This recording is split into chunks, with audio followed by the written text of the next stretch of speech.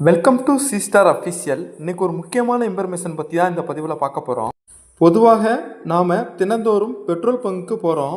ஆனால் பெட்ரோல் பங்கில் வாடிக்கையாளர்களுக்கு வழங்கப்படும் இலவச சேவைகளை பற்றி உங்களுக்கு தெரியுமா? பெட்ரோல் நிலையங்களில் வாடிக்கையாளர்களுக்கு சில இலவச சேவைகளை அரசு கட்டாயமாக்கியுள்ளது. இருந்தாலும் இந்த சேவைகளை பற்றி பலருக்கும் முழுமையாக தெரிஞ்சதில்லை. உண்மையிலேயே பெட்ரோல் பங்கில் நீங்கள் வாகனத்திற்கு பெட்ரோல் நிரப்பினாலும் நிரப்பாவிட்டாலும் சில சேவைகளை பெற இந்திய குடிமகனாக நம்ம எல்லாருக்குமே உரிமை இருக்குது. இதை பற்றின ஃபுல் இன்ஃபர்மேஷன் தான் இந்த பதிவில் நம்ம பார்க்க போகிறோம். பதிவுக்குள்ளே போகிறதுக்கு முன்னாடி நம்மளுடைய சேனலை சப்ஸ்கிரைப் பண்ணுங்கள். இந்த பதிவை எல்லாருக்கும் ஷேர் பண்ணுங்கள். பெல் பட்டனை கிளிக் பண்ணுங்கள். வாங்க இப்போ பதிவுக்குள்ளே போகலாம். பெட்ரோல் நிலையங்களில் அரசு எது மாதிரியான சேவைகளை எல்லாம் கட்டாயமாக்கியிருக்காங்க அப்படின்னா, உங்கள் வாகனத்தில் டயர்களின் காற்று குறைவாக இருந்தால் நீங்கள் எந்த ஒரு பெட்ரோல் நிலையத்திலையும் அவற்றை நீங்கள் இலவசமாக நிரப்பிக்கலாம். பெரும்பாலான பெட்ரோல் நிலையங்களில் டிஜிட்டல் இயந்திரங்கள் இருக்கும். மேலும் காற்று நிரப்பி உதவ ஊழியர்களும் இருப்பாங்க. இதை வாடிக்கையாளர்களுக்கு ஒரு சேவையாக மட்டும்தான் அளிக்கணுமே தவிர இதற்கு எந்த ஒரு கட்டணமும் வசூலிக்கப்படக்கூடாது. இரண்டாவது சேவையாக, பயணம் செய்யும்போது உங்களுக்கு தாகம் எடுத்தால் எந்த ஒரு பெட்ரோல் நிலையமாக இருந்தாலும் சுத்தமான குடிநீரை நீங்கள் கேட்டு வாங்கிக்கிறலாம். அவசர தேவை ஏற்பட்டால் அங்குள்ள கழிவறையை நீங்கள் இலவசமாக பயன்படுத்திக்கிறலாம். இதற்கு நீங்கள் அந்த பெட்ரோல் நிலையத்துடைய வாடிக்கையாளராக இருக்கணும் அப்படின்ற அவசியம் எதுவும் கிடையாது. இந்த சேவையை மறுக்கிறதுக்கு பெட்ரோல் பங்கு உரிமையாளருக்கோ அல்லது பெட்ரோல் நிலைய ஊழியருக்கோ எந்த ஒரு உரிமையும் இல்லைன்றதையும் அரசு அறிவிச்சிருக்காங்க. மூணாவது சேவையாக, உங்களுடைய தொலைபேசி சுவிட்ச் ஆஃப் ஆயிடுச்சு அப்படின்னா இது சாலையில் நீங்கள் பயணம் செய்யும் பொழுது ஏதாவது சிக்கலை எதிர்கொண்டாலோ அருகில் உள்ள பெட்ரோல் நிலையத்திற்கு சென்று நீங்கள் இலவச தொலைபேசி அழைப்பை மேற்கொள்ளலாம். இந்த சேவையும் ஒவ்வொரு இந்திய குடிமகனுடைய உரிமையாகும்.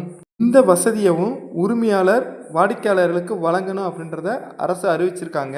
நான்காவது சேவையாக, பயணத்தின் போது சிறு காயங்கள் ஏற்பட்டால் பெட்ரோல் நிலையங்களில் உள்ள முதலுதவி பெட்டியை நீங்கள் பயன்படுத்தி கொள்ளலாம். இந்த முதலுதவி பெட்டியில் கட்டு துணிகள் மற்றும் அவசர மருந்துகள் இருப்பது அவசியம்.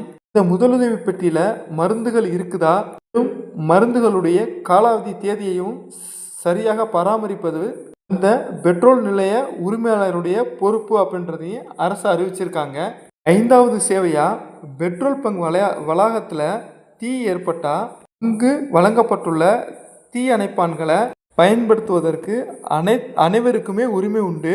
பாதுகாப்பு காரணங்களுக்காக இந்த உபகரணங்கள் செயல்படுகின்றனதா என்பதை உறுதி செய்வது அந்த பெட்ரோல் பங்கு நிலையத்துடைய இயக்குனருடைய வேலை அப்படின்றதையும் அரசு அறிவிச்சிருக்காங்க.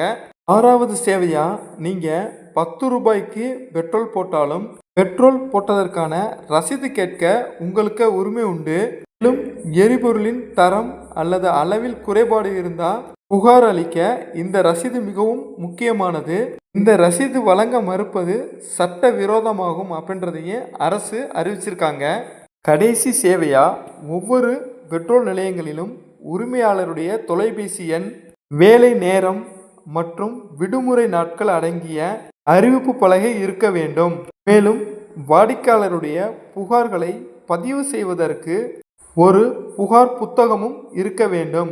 இந்த சேவைகளை எல்லாம் பெட்ரோல் நிலையங்களில் வாடிக்கையாளராக இருந்தாலும் இல்லைனாலும் வழங்க வேண்டியது அவசியம் அப்படின்றத அரசு அறிவிச்சிருக்காங்க.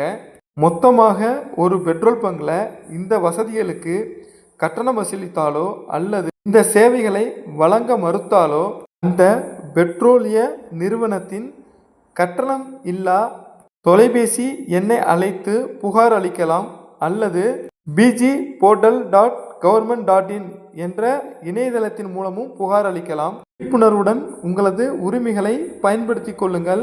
இந்த பதிவு பிடிச்சிருந்தா லைக் பண்ணுங்கள்.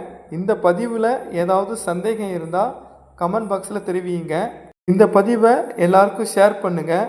இது மாதிரி திட்டங்களையும் அறிவிப்புகளையும் தெரிய நம்முடைய சேனலை சப்ஸ்கிரைப் பண்ணுங்கள்.